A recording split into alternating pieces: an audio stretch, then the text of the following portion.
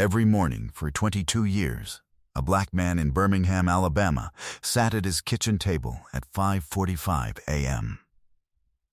and read the same verse from a Bible his mother had given him on his wedding day. The spine was cracked.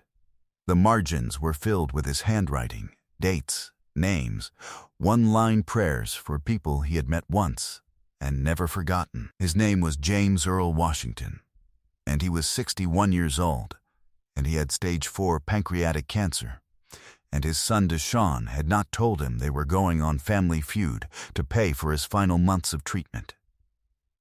And every morning for 22 years, a white man in Decatur, 30 miles north, sat at his own kitchen table at 5:45 a.m. and read from a Bible his grandmother had left him. The spine on his was cracked too. His name was Gerald Pruitt. He was 58 years old. He coached youth baseball on weekends. He had never met James Earl Washington. They were about to be on the same stage. And neither of them knew what one member of the Pruitt family was about to say into a live microphone that would make Steve Harvey go completely still, turn to his producers, and do something he had never done in 22 years of television. It was September 17th, 2020, Atlanta, Georgia, Stage 4 of the Family Feud studio at U/Screen Gems. The Washington family had driven up from Birmingham the night before and stayed in a Holiday Inn that Deshaun paid for on a credit card that was already carrying $4,400 in medical supply charges. James Earl had slept well. Deshaun had not slept at all. James Earl Washington was the kind of man that other men describe by listing what he had built. He had worked 31 years as a machinist at a manufacturing plant outside Birmingham. He had married his wife Gloria in 1987 in a ceremony at 16th Street Baptist Church, chosen deliberately, chosen with the full weight of what that building meant. He had raised 3 children, Deshaun, the oldest, then Camille, then little Ray, who was 23 now and worked at a shipping warehouse and called his father every Sunday without fail. James Earl had coached Deshaun's Little League team for 6 years. He had never missed a parent-teacher conference. He had read that Bible every morning at 5:45 since the year Deshaun was born. And Deshaun knew this the way children know the fixed points of their parents' lives, not because anyone told him, but because some things are simply part of the architecture of your childhood. The diagnosis had come 14 months earlier. Stage 4. Pancreatic. The oncologist used the word aggressive. He also used the phrase median survival. And then he paused. And then he said the number. And then the room was very quiet. James Earl had asked 2 questions. He asked whether he would be able to finish the baseball season. The doctor said probably yes. He asked whether there was a treatment that could extend the timeline meaningfully.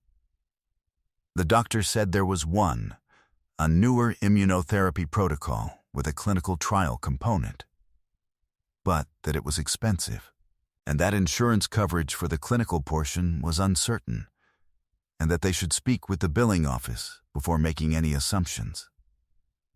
James Earl thanked the doctor. He and Gloria drove home. He went to bed at his usual time. He read his Bible at 5:45 the next morning, the same way he always had. He did not tell Deshaun for 3 weeks. When he finally did, Deshaun was standing in the kitchen of his apartment in Hoover. And he listened to his father explain the diagnosis on the phone with the careful, measured delivery of a man who has rehearsed the conversation because he wants to protect the person he is calling. And when James Earl finished talking, Deshaun said, "Okay. Dad and I love you. Dad. And we're going to figure this out. Dad." And then he hung up the phone and sat down on the kitchen floor and stayed there for a long time. The billing office conversation happened the following week.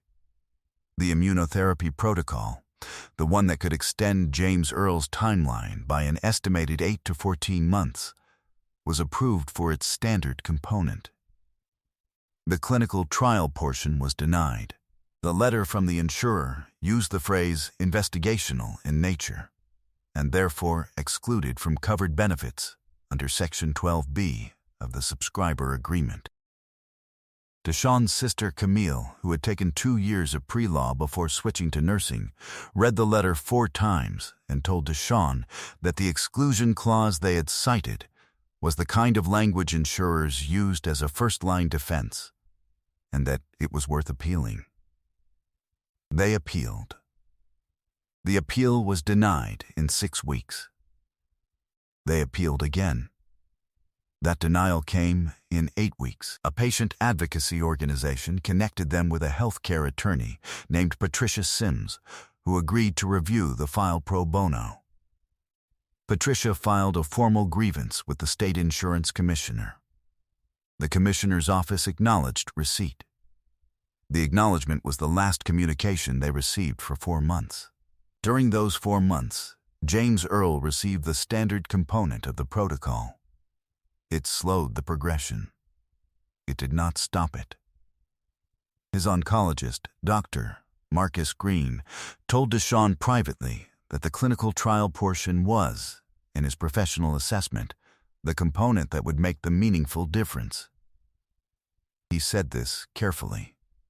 He said it once. Deshawn did not tell his father about the denials. James Earl had asked once, early on, whether the insurance situation was being handled. Deshawn had said yes. It was the only lie he had ever told his father. He told it again 2 months later when James Earl asked again. He told it a 3rd time at Thanksgiving, standing in Gloria's kitchen, while James Earl sat at the table and held his Bible with hands that had gotten thinner than Deshawn remembered them being. One night in February 2020, Deshawn was on the phone with his youngest brother, Ray, and Ray was crying quietly in the way that adult men cry when they are trying not to be heard. And Deshawn asked him what was wrong, and Ray said, "I asked Dad if he was going to be okay, and he said yes, and I don't know if I believe him anymore." Deshawn said, "He's going to be okay." Ray said, "Deshawn." Deshawn said, "I know." They were quiet for a while. Then Ray said something that Deshawn would carry into the Family Feud studio 7 months later. He said, "I just want him to stay." Steve would later call what happened next the most important moment of his career. It was Deshawn who found the Family Feud application. He found it at 1 a.m. On a Tuesday while searching for grant programs for cancer patients. He had a browser tab open with 43 results, and none of them were right, and he was exhausted.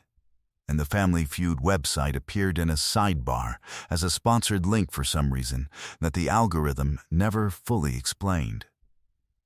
He looked at it for a while. He submitted the application at 1:47 a.m. He did not tell James Earl until the producers called.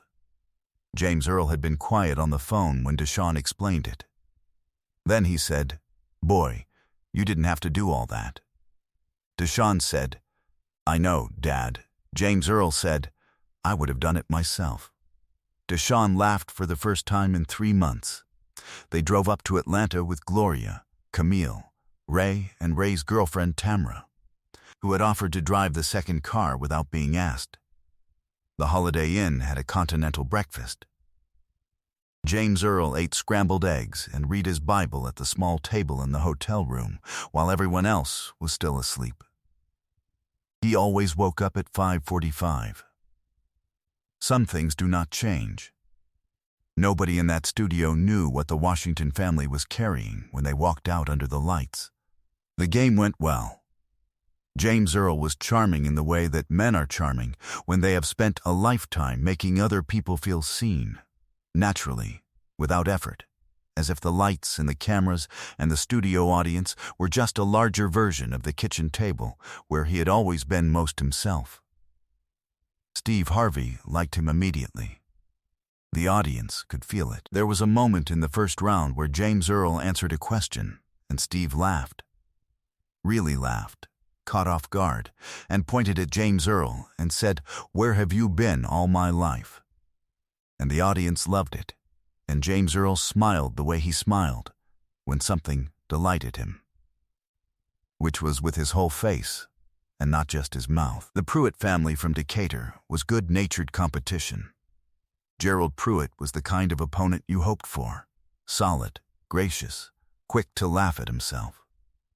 His wife Linda had answered 2 questions in a row with near-perfect scores. Their son Brandon was 27 and worked in logistics and had the competitive focus of someone who had grown up playing sports and never quite stopped. It was Brandon's cousin Tyler who was the problem. Tyler Pruitt was 24. He had been quiet through most of the first rounds. He stood at the end of the family's side of the stage with the slightly unfocused energy of someone who is waiting for his moment and not enjoying the waiting. When the question came to him, Steve asked what word people would use to describe a neighbor who played music too loud. Tyler leaned into the microphone. What he said was not a word for a loud neighbor. It was a slur, directed, contextually, at the Washington family standing 8 feet away. The studio fell completely silent. Not the held-breath silence of an emotional moment. The collapsed silence of a room where something is broken and no one yet knows how badly. Steve Harvey did not move for 2 full seconds. Later, multiple crew members would describe those 2 seconds as the longest they had experienced on a set. The floor director said he had stopped breathing. A camera operator said he watched Steve's hands and that Steve's hands were completely still, which was notable because Steve Harvey's hands were never completely still. Then, Steve Harvey turned to his producers. "Cut the feed," he said, "right now." The live audience feed was cut. The booth went to an emergency break card. A production assistant near the back of the stage later said that the speed of the response from the word to the cut was under 4 seconds, which was, in her experience, faster than the show had ever moved on anything. Steve handed his microphone to a stagehand. He walked toward the Washington family. He stopped in front of James Earl. "Sir," he said, "I owe you an apology on behalf of this stage." James Earl looked at him. He put his hand on Steve's arm. He said, and this was the thing that the crew could not hold themselves together for. "Son, I have been black in Alabama for 61 years. I have been called worse in church." The camera operator on the left had to step away. The boom operator was crying without wiping her face. Camille Washington was holding her mother's hand with both of hers. The studio was absolutely still. Steve Harvey turned around. He faced the Pruitt family. Gerald Pruitt had his head down. Linda had her hand over her mouth. Brandon was staring at the floor. Tyler was standing where he had been standing, but the microphone was no longer in front of him, and something in his posture had collapsed inward. Steve walked toward them. He stopped in the center of the stage, equidistant, deliberate, not on my stage. "Never." He said it without raising his voice. He said it the way a person says something they have been holding for a long time and have finally found the right moment to put down. Then he said, "Tyler, I need you to step off the stage." Tyler stepped off. Steve looked at Gerald. Gerald looked up. "Your family can stay," Steve said. "That is your choice. But I want you to understand what just happened to these people while you decide." Gerald Pruitt looked at James Earl Washington. He looked at him for a long time. Then, Gerald walked across the stage, past the podiums, past the center divider, past every structural boundary the show had placed between the 2 families. And he extended his hand to James Earl Washington. James Earl took it. They shook hands the way men shake hands when they mean it, both hands, with duration. The audience, which had been silent since the word was spoken, began to cry. Not applaud, cry. The sound of it filled the studio the way sounds fill a space when they are coming from everywhere at once. But Steve wasn't done. He asked the producers to bring a phone.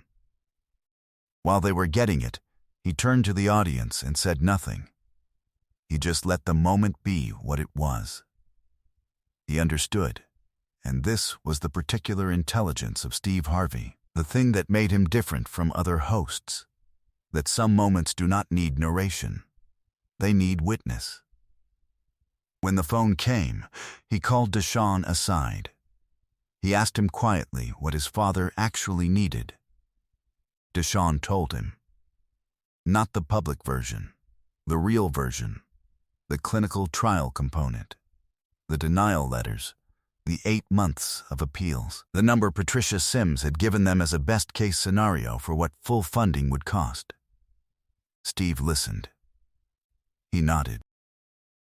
Then he called James Earl's father's name, his own father's name, from Cleveland, a man who had worked in the steel industry and died when Steve was building his career and never saw what his son became.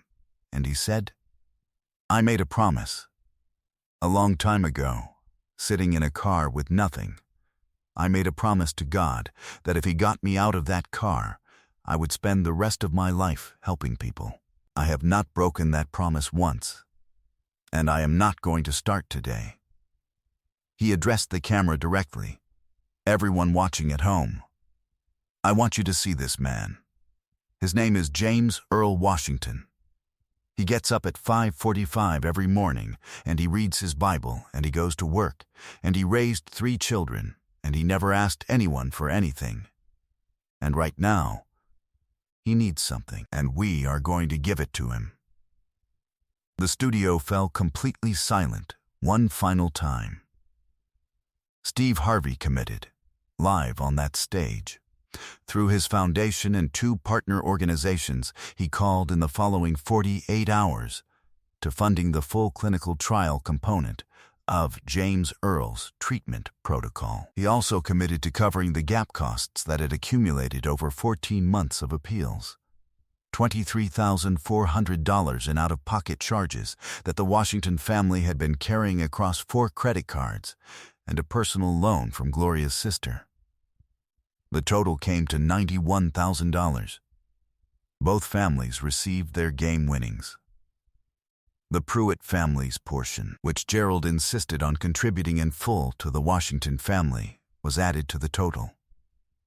But Steve wasn't done. He called James Earl's oldest friend, a man named Clarence who had known James Earl since 3rd grade, and who was, according to Deshaun, the one person his father had admitted being scared to. Clarence answered on the 3rd ring. Steve introduced himself. There was a pause on the line. Then Clarence said, "I watch your show every day." The audience laughed, the first real laugh since before the Slur, warm and full and clean. James Earl Washington began the full immunotherapy protocol, including the clinical trial component, on November 2, 2020, 46 days after the taping. Dr. Marcus Green assessed his response at the 6-month mark as exceeding our initial projection. At 12 months, James Earl's scan showed meaningful reduction in the primary mass. Dr. Green used the word remarkable. He said it in front of Gloria, who gripped the arm of her chair with both hands and looked at the ceiling for a long time. At 18 months, James Earl Washington was in partial remission. He still woke up at 5:45. He still read his Bible at the kitchen table. The margins still filled with new names, new dates, new one-line prayers for people he had met once and never forgotten. He added a new one after the taping, in the margin beside the verse he had been reading for 22 years. It said, "Garrett, that handshake." The clip of Steve Harvey stopping the taping was released, with the Slur edited out by the show's production team in coordination with the Washington family. It reached 22 million views in the first 12 hours. Within 4 days, 190 million. By the end of the month, 340 million across platforms. The hashtag #NotOnMyStage trended for 8 consecutive days. It was cited in op-eds, floor speeches, a Super Bowl halftime commentary segment, and a resolution introduced in the Alabama state legislature. Major media organizations ran long-form features on insurance denial practices for clinical trial participants. The Department of Health and Human Services opened a review of clinical trial exclusion clauses in standard subscriber agreements 6 weeks after the clip's release. Steve Harvey established the James Earl Foundation in January 2021, named for the man who had shaken a stranger's hand across a dividing line when no one would have faulted him for walking off the stage entirely. The foundation funds clinical trial access for patients whose insurance coverage excludes experimental protocol components, with a secondary focus on the appeal and grievance process. As of 2024, the foundation had assisted 9,200 patients in 34 states and recovered or funded $58 million in denied clinical treatment costs. Its legal team had successfully challenged clinical trial exclusion clauses in 11 state jurisdictions. Gerald Pruitt wrote a letter to James Earl Washington that December. James Earl wrote back. They have exchanged letters 4 times a year since then. Gerald attended James Earl's 63rd birthday party in Birmingham in 2022. He sat at the kitchen table where James Earl read his Bible. He drank Gloria's coffee, which James Earl told him was the best coffee in Alabama, which Gerald later confirmed to be accurate. In a 2022 interview, Steve Harvey was asked whether he had any regrets about the way he handled Tyler Pruitt's removal from the stage. Steve was quiet for a moment. Then he said, "My only regret is that I couldn't call every person who had ever said something like that in front of a family that had no microphone to answer back." James Earl Washington is alive. He attends 16th Street Baptist Church on Sundays with Gloria, the same church where they were married in 1987. He coached his grandson's T-ball team in the spring of 2024. He woke up at 5:45 the morning of that season's first practice, same as every morning, and read his Bible at the kitchen table with the cracked spine and the crowded margins. He has not added a new verse. He has not needed to. The one he has been reading for 22 years has always been enough. On a stage in Atlanta in September 2020, 2 men who had never met woke up the same morning and read from the same kind of book in the same kind of quiet. One of them was called something, later that day, that was meant to reduce him to less than what he was, and a man with a microphone looked at him and said, "Not here. Not today." There are moments when the only thing standing between a person's dignity and the thing trying to take it is someone willing to stop everything. Steve Harvey stopped everything. Gerald Pruitt crossed the floor, and James Earl Washington, who had been called worse, who had been carrying his own death sentence for 14 months without complaint, who woke up at 5:45 and read his Bible and coached baseball and loved his family with the full force of a man who understood exactly how finite time was, James Earl Washington took the hand that was offered to him. Because that is what grace looks like. Not the absence of pain, the decision to remain, anyway, fully yourself. If this story moved you, hit subscribe right now and share this with one person who needs to be reminded that decency still exists. It does. We just have to choose it.